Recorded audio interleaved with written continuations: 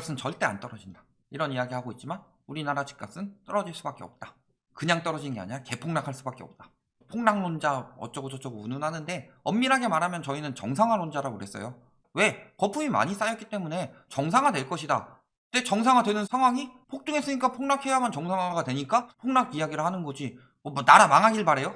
언제나 정상화를 이야기할 뿐인데 폭락하고 다 망하길 바라고 부정적인 이야기를 한다. 정상화되는 게 왜 부정적이에요?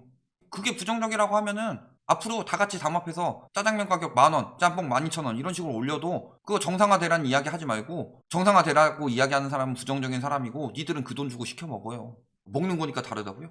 의식주가 인간에 있어서 제일 중요한 건데. 자, 새해 되자마자 뭐라 그래요? 물론 작년부터 그랬죠.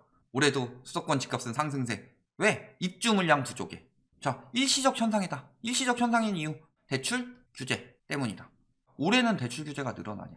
올해는 작년에 52%를 차지했던 전세자금 대출마저도 대출 총량 규제에 들어가죠? 그러면은 올해 5대 은행 같은 경우는 4%대 초반이라는데 절반만 전세자금 대출이라고 하더라도 2%밖에 안 나오죠.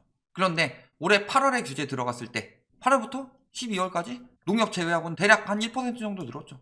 4개월 동안. 그러면은 이 8월에서 12월 기한만큼 올해 내내 그 이상의 대출 중단이 들어간다는 얘기죠. 그러면은 상승세 둔화는 일시적 현상이고 그것은 대출 규제 때문이고 그래서 수요가 위축되었기 때문인데 수요 위축은 전세든 매매든 올해 더 크게 이어질 수밖에 없다. 당연한 얘기죠. 여기 되면 당장 사라.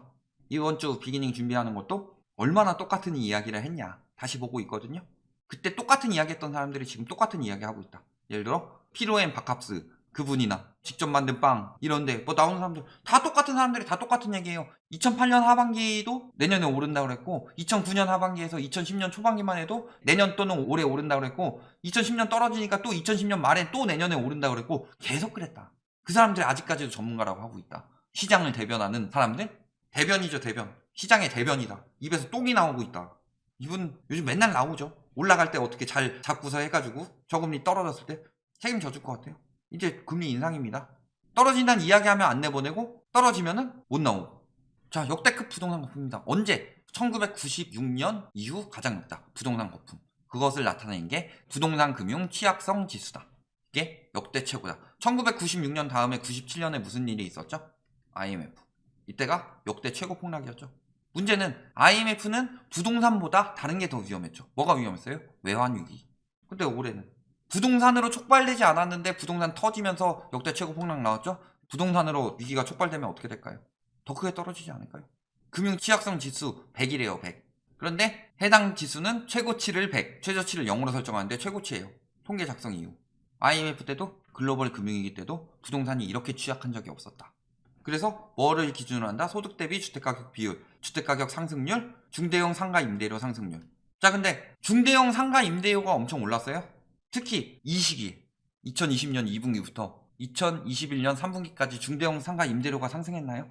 코로나로 인해서 소상공인 죽어나가고 있고 폐업 늘어나고 있고 임대료가 상승할 수 있는 상황이었어요? 그럼 뭐가 올라간 거예요? 소득 대비 주택가격 비율, 주택가격 상승률. 요거 두 가지만 보더라도 요거 상가 위험해진 거 다 제끼고 취약성 엄청나게 올라갔다. 이 얘기죠. 역대 최고로. 그 다음에 서울 아파트 금융위기급 거래 한파라고 하는데 글로벌 금융위기 때 가장 많이 떨어졌던 시기가 2008년 11월이에요. 이때가 1163건이다. 그런데 11월에 1354건이죠. 문제는 이 다음 건이 글로벌 금융위기 때도 9, 10, 11 떨어지다가 12에 다시 올라가는데 요 11월 제외하고는 나머지는 1500건은 넘었다. 근데 1월 3일날 한 거기 때문에 12월에 이미 거래는 다 끝났어요. 이제 신고만 남았어요. 신고만 남았는데 아직 567건이다. 이 1100건 나올 수 있을까요? 대출 규제 때문에 수요 위축이다? 말 같지도 않은 소리 하지 말라는 게 10월은 그렇다 치자. 12월엔 안 그랬어요. 12월에는 농협을 제외한 모든 은행들이 공격적인 대출에 나섰다. 왜? 대출 총량 6%까지라고 했는데 7% 넘은 농협 빼고는 나머지는 한도 여유가 생겼으니까. 그런데 안 받고 있죠. 왜? 8월, 11월에 금리 올랐으니까. 그래서 이제 수요가 대출 안 받는 거예요. 대출을 중단해서 안 나오는 게 아니라 적어도 12월은 대출 중단해서 안 나온 게 아니었다. 기사에도 맨날 떴어요. 대출 재개한다, 대출 재개한다, 대출 재개한다. 은행별로. 한도 때문에 위축을 좀 시켰지만 12월에 되니까 한도가 남아서 대출을 재개한다. 근데 안 받은 거예요. 안 받은 거. 일시적인 현상일까요? 일시적인 현상이라고 말하는 사람들은 분석하는 거예요? 아니면 희망사항 이야기하는 거예요? 올해는 대출이 더 축소되고 작년 말에는 대출을 풀어줬음에도 불구하고 수요가 위축되어 있는데 어딜 봐서 올해 다시 더 늘어날 것이라고 장담을 하냐. 자, 그 다음에 가계별 이자 부담. 자, 3분기가 58.6조입니다. 4분기는 더 높게 나올 거예요. 4분기는 아마 60조 넘어갈 것 같습니다. 자, 근데 2008년 3분기 때 53.1조에서 터졌어요. 금리 올렸는데 집값이 왜 계속 올랐나? 이자 부담이 그때는 매우 낮았기 때문이에요. 그래서 올라가다가 결국에 이쯤 가니까 터진 거죠. 그리고 2018년도 마찬가지로 이쯤 가니까 터진 거예요. 근데 문제는 뭐예요? 터지자마자 뚝 떨어졌죠. 뚝 떨어진 이유? 금리를 낮췄기 때문이죠. 물론 이때도 뚝 떨어졌는데? 라고 보시면은 그때랑은 다르죠. 왜냐면 이때는 금리를 진짜 엄청나게 낮췄는데도 이때는 뭐 미국 부동산 떨어진다 이런 이야기 하고 있으니까. 근데 이때는 미국 부동산이 떨어질 이유는 없었죠. 왜? 우리나라만 부동산 거품이 꼈으니까. 이때는 미국도 같이 꼈어요. 그리고 미국 지금 어떻게 되고 있어요? 상승률 계속 떨어지고 있죠. 그리고 이자 부담이 3조 이상 늘었고 5조 이상 늘 것이고 올해는 계속 60조 넘어갈 거다. 문제는 이때는 금리 인하해서라도 어느 정도 버텼는데 지금은 금리를 인상할 수밖에 없는 상황이다. 역대 최고의 이자 부담인데 역대 최고의 금리 인상이 겹쳤다. 이때도 집값 떨어지니까 금리 낮춰주던데요. 미국이 낮춰서 낮춘 거예요. 미국이 기준금리 쭉 올렸는데 처음에 한 여기까지 올릴 때는 그린스펀의 수수께끼라고 중국 애들이 채권을 매입해가지고 채권 매입하면 무슨 일이 나오느냐? 채권 금리가 떨어지면서 기준금리 올라가는데 시중금리가 안 올라가고 오히려 떨어졌더라. 그러니까 미국에서 계속 금리 올린 거죠. 그러다가 너무 올려서 터지니까 뺀 거죠. 근데 미국도 인제 올리기 시작했고 우리나라도 인제 올리기 시작했고 인플레이션이 굉장히 심각해서 부동산 가격이랑 관련 없이 금리는 한 2, 3년간 계속 올라갈 수밖에 없다. 근데 이자 부담이 올해 계속 60조고 내년도 60조 계속 넘어갈 거예요. 어떻게 버텨요? 중국에서 이번에도 채권 매입해가지고 채권 금리 떨어뜨려 주지 않을까 하는 생각이 혹시나 그런 희망이 있어요? 지금 중국 상황 어때요? 얘네가 미국 채권을 살 여력이 될 것 같아요? 전혀 안 돼요. 그때는 가능했죠. 그때는 중국이 막 성장하고 있었으니까. 채권 사가지고 안전자산 빼돌리고 막 그랬는데 지금 먼저 붕괴됐는데 미국보다. 금리 낮추니까 중국 채권을 사겠죠. 주택 구매력 지수. 자, 글로벌 금융위기 터질 때 39.9였는데 그때보다 높네가 아니라 요때 1% 이상 올렸어요. 집값 안 떨어진다고 하려고 통계 조작을 들어간 거죠. 그리고 여기서도 올렸죠. 두 차례나 올렸다 중간에 통계 변동을. 갑자기 올라갈 이유가 뭐가 있어요? 금리가 올라갔는데 집값은 안 떨어졌는데. 여기 튄 것들 제외하고 정상적인 통계로 계산을 하면은 대박사 나는 거죠. 소득이 올랐어요? 소득도 안 올랐어요. 매수 우위 지수 어때요? 급격히 떨어지죠. 굉장히. 매매 거래 지수 2.1. 2.1이면은 이때보다 낫죠. 이때보다. 집값 떨어지던 시기보다. 2.1은 최악이에요. 최악. 집값 전망 역전됐다. 그러면서 그래도 보통은 4명은 떨어진다고 하고 3명은 오른다고 하죠. 근데 문제는 어디서 조사를 했냐. 요 사이트에 접속해서 설문조사에 참여하는 사람들은 어떤 사람일까요? 집을 샀거나 집을 사려고 하거나 팔려고 하거나 하다못해 전월세라도 알아보는 사람이죠. 이런 사람들은 어때요? 집을 사려고 하는 사람들은 집값이 오를 것 같으니까 사려고 하죠. 집을 산 사람들은 집값이 떨어지길 바라겠어요?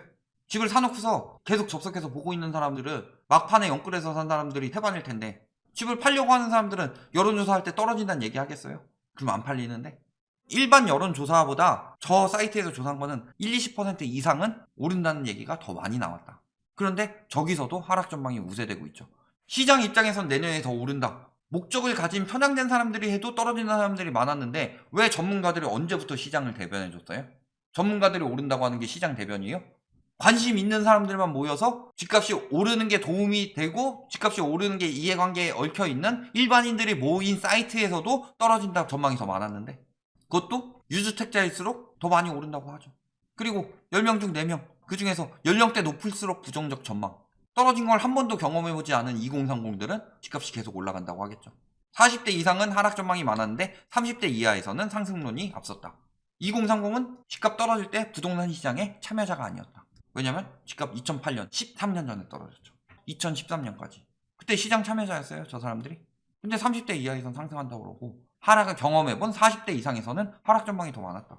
이게 여론이에요. 이게 시장 이야기고 그것도 참여하지 않은 아예 집값 떨어질 때까지 기다릴 거고 아무리 봐도 지금 떨어질 것 같아. 그래서 저런 사이트도 안 들어가 봐. 들어가 보는 사람들은 아직 불안하니까 들어가는 거고 확신 가진 사람들은 안 들어가죠. 근데 확신 가진 사람 중에서 오를 거라 확신 가진 사람들은 들어가죠. 지금 시장이 바뀌었으니까. 반대로 떨어질 것 같은 확신 가진 사람들은 언제 들어가요? 막 올라갈 때. 빼고 생각하더라도 편향적인 결과가 나올 수 있는 사이트에서도 불구하고 하락 전망이 더 많았다. 이게 시장의 여론이에요. 결론. 매매 수요 위축은 심해질 수밖에 없죠. 왜냐하면 언론에서 작년에 5, 6%였고 올해는 4, 5%다. 그렇기 때문에 대출 축소에서 영향은 있을 것이다. 이 정도로 이야기하고 있는데 실질적으로는 이 절반이죠. 2에서 2.5%죠. 왜냐? 절반은 전세대출이니까. 작년에 전세대출이 절반이었죠. 52%가 전세대출이었다. 근데 총량에서 뺐죠. 근데 지금은 총량이 넣으니까 나올 수 있는 대출이 이거밖에 안 된다. 그러면 수요 위축은 8월에서 12월? 8월 말부터 대출 규제 들어갔죠? 보다 올해 더 심하다. 두 번째, DSR 적용됩니다. DSR 적용되면 어떻게 돼요? 충분히 DSR 28점 몇 %로 맞춰놔서 그런 건데 DSR 지금 보면은 주담대 플러스 추가 대출 받은 사람, 이 사람들이 주담대 받은 사람 중에서 44%, 45%이 정도가 주담대를 받고도 추가 대출 받은 사람이다. 주담대 받은 사람들 중에서 이만큼 대출을 받아야만 더 살 수 있어요. 문제는 주담대 받는 게 DSR을 초과했었죠. 왜냐면 LTV로만 내줬으니까. 그런데 DSR 적용되기 시작하면 이거는 안 되는 거고 주담대만 가지고 하는 건데 지금보다 한도가 줄어든다. 즉 수요가 절반 이상 또 감소한다. 자, 그러면은 투기 수요가 계속 버티고 집값을 올려야 되죠. 그러려면 전세 가격이 올라가야 된다. 왜냐면 전세 가격이 올라가지 않으면은 집값을 올리면 갭이 벌어지기 때문에 호가만 올라갈 뿐이지 들어오질 않는다. 근데 전세 가격이 올라가는 추세예요? 떨어지는 추세로 바뀌었죠. 그리고 부동산, 금융, 취약성 지수 최고죠? 구매력 지수 최악이죠. 지금 제일 구매하기 힘들죠. 그 다음에 구입 부담 지수 최악이죠. 부담 제일 많이 되죠.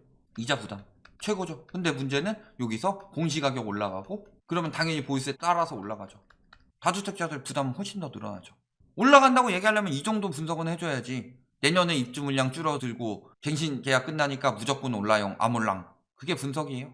우리나라 부동산 앞으로 대폭락 해서 거품 다 빠지고 정상화될 수밖에 없는 수순으로 가고 있다. 여기까지 말씀드리겠습니다.